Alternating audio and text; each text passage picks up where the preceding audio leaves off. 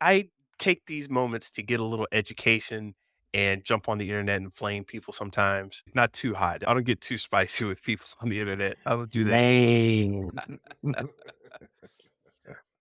But no, this year I didn't do anything. I actually decided to post a podcast on Tuesday about the creativity of MLK. But aside from that, I didn't really do anything. Just educated Gotcha. myself. Yeah, same here, Mr. Benji. Obviously, I have kids and I want to know more about what happened literally in our parents' lifetimes. And some of listeners who are parents, they know they lived through this experience of the civil rights movement. But like you, man, I just listened to the I Have a Dream speech with the kids. And then I just went down a rabbit hole of listening to a lot of the old MLK movies. I saw the Boycott, Jeffrey Wright movie where he portrayed MLK. Great movie, man. Great movie. And it was basically about him starting his journey to become Martin Luther King when he had to go do the Montgomery bus boycott. And I was fascinated. Just you get more insights every time you watch it, but just how he thought about negotiation and just, hey, we have to give a little. If we don't, they're gonna come back even harder on us. And just the insight that you glean from just a kind of a TV show. And it was amazing of how much insight that went into that TV show, that movie, and really insightful information I got from that.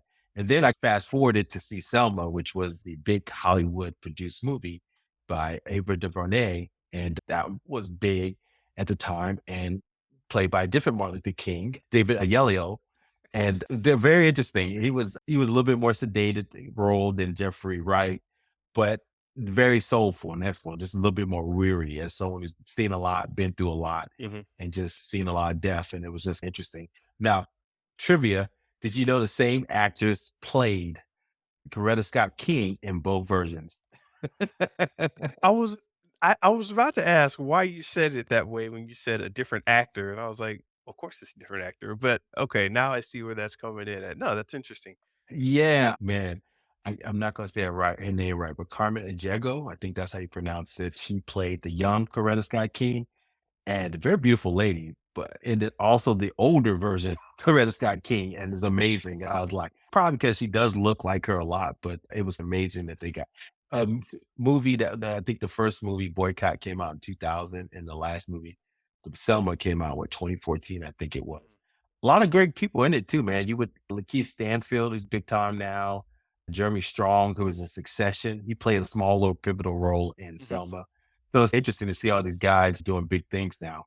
But to your point, I just educated myself and went down the rabbit hole of Eyes on the Prize and okay, the Montgomery bus boycott started here, but why did this happen? And then when did they get to this? And when did the Freedom Riders start? And then how did it snick? Then you start going down this rabbit hole. And you just, man, this was very thoughtful, but it wasn't like a military battle where you had guns and all that, but they were very thoughtful in how they had attacked different aspects of Jim Crow in the 50s and the 60s. And definitely was a playbook on how you basically force change in whatever environment you are. So all the kudos that Martin Luther Yeah. King gets, I know sometimes there's some backlash somewhat against some of it that he was too passive and he could have done more. But when you dig into the history, I think, man, he just pretty much for 10 years, he just gave his life to a cause. And he started when he was only 26. Yeah. So that just goes to show you just like the dedication that he went into it. So yeah, so I was very, yeah, like you, just educated myself and was just really impressed.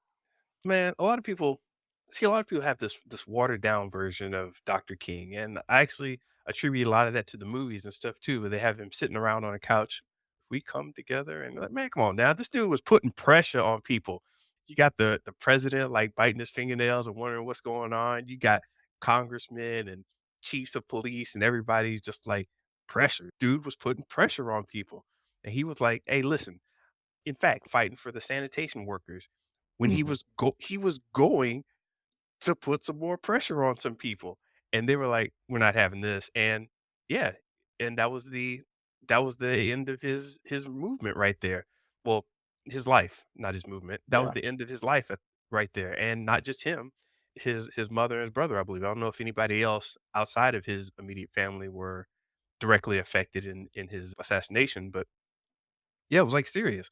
Dude's putting this much pressure on that many people, and I think the way a lot of people present him as this kumbaya figure, And kumbaya figures don't have people shook like that.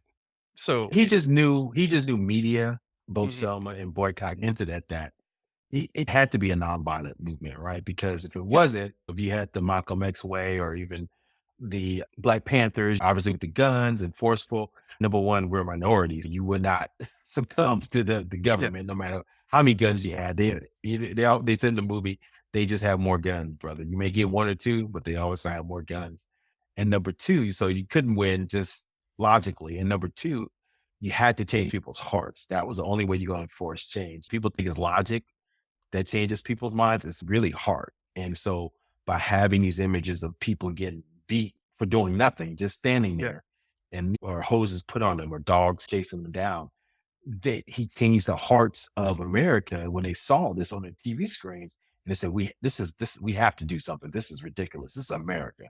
And so that almost we had that moment briefly was with George Floyd, right? We saw an image that just changed us so radically that you had outpouring of folks during 2020 when there was time things were a little slowed down, people could pay attention, then they started to change people's hearts, and you saw a lot of giving to Black causes. So unfortunately, some of that got rolled back, but with the attack on DEI, diversity initiatives. But needless to say, Martin Luther King initiated that, just that, hey, building empathy into people with love. And that's a powerful thing. So to your point, he wasn't just kumbaya, he was strategically using the tools of love and empathy to change people's minds and hearts. definitely, definitely.